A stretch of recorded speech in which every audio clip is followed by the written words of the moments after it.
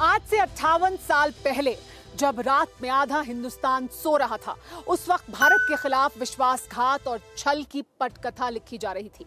चीन ने न सिर्फ भारत पर हमला किया, बल्कि चीनी भारत की सीमा को लांघकर भारत में घुसे और दोस्ती पर भी घात किया। चीनी लगातार इसी तरह की साजिश भारत के खिलाफ करते रहे हैं। लद्दाख में जिस तरह की शिकस्त चीनियों को मिली है, उसके बाद वो बातचीत के लिए तो तैयार हो गए हैं, लेकिन उनकी साजिशों का सिरा और लंबा होता क्या है। डोकलाम में चीनियों की साजिश के सबसे नए पाप को दिखाती ये सनसनीखेज रिपोर्ट देखिए।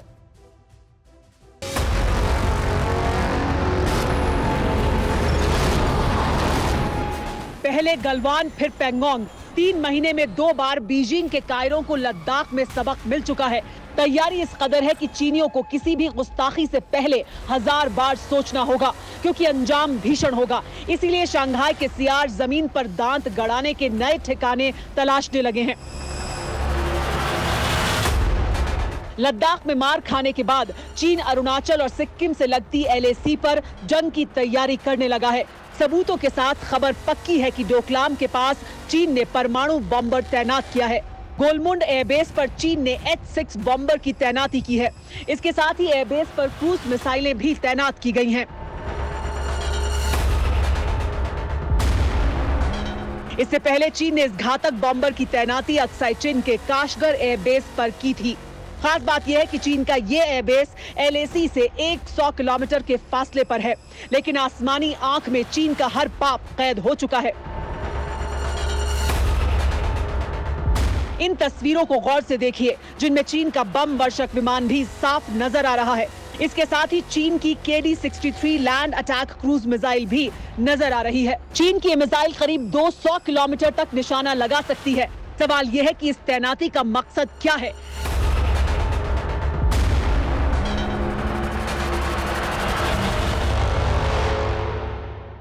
मकसद चीन का जंगी जुनून है।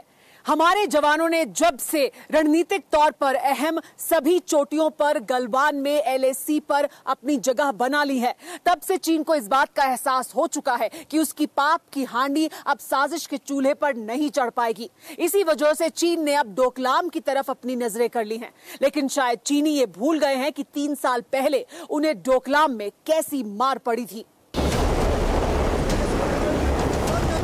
ये तस्वीरें याद है ना आपको? 3 साल पहले 2017 में जून का महीना था, जब लद्दाख की तरह चीनियों ने सिक्किम से लगती सरहद पर पाप की गठरी जमा ली थी।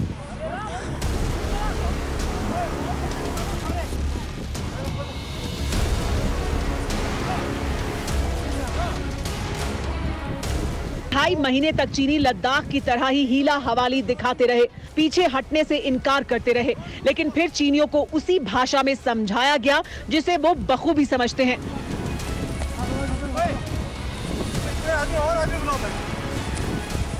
और आखिरकार 73 दिन बाद माओ के वारिसों को पाप की गठरी समेटकर डोकलाम से दफा होना पड़ा था। लेकिन अब फिर चीन ने डोकलाम में पैर गड़ाने शुरू कर दिए हैं। खुफिया सूत्रों के मुताबिक चीन ने जून और जुलाई में डोकलाम के पास नए निर्माण किए हैं।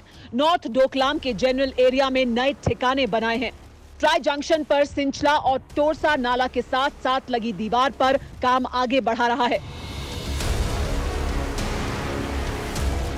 खबर यह भी है कि चीन ने 3 साल के दौरान डोकलाम के करीब अपने इलाके में हवाई ठिकानों की तादाद को दोगुना कर दिया है। इसके अलावा एयर डिफेंस पोजीशन और हेलीपोर्ट की संख्या भी दोगुनी कर दी है। इसीलिए चीन पर भरोसा नहीं किया जा सकता और इसीलिए विदेश मंत्री S जयशंकर ने चीन को आखिरी अल्टीमेटम दे दिया है।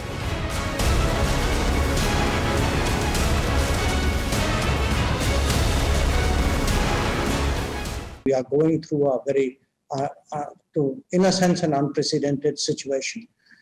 But if one looks at it, from a somewhat longer term, I would say this is one facet of a larger phenomenon for which both India and China have to sit down and find a solution.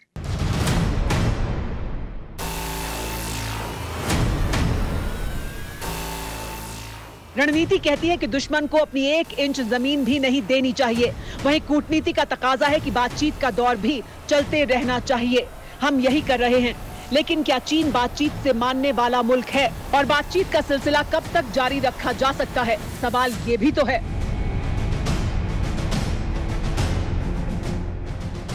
अड़ी सोमवार से शुक्रवार शाम 6 बजे सिर्फ TV9 Bharatvarsh पर।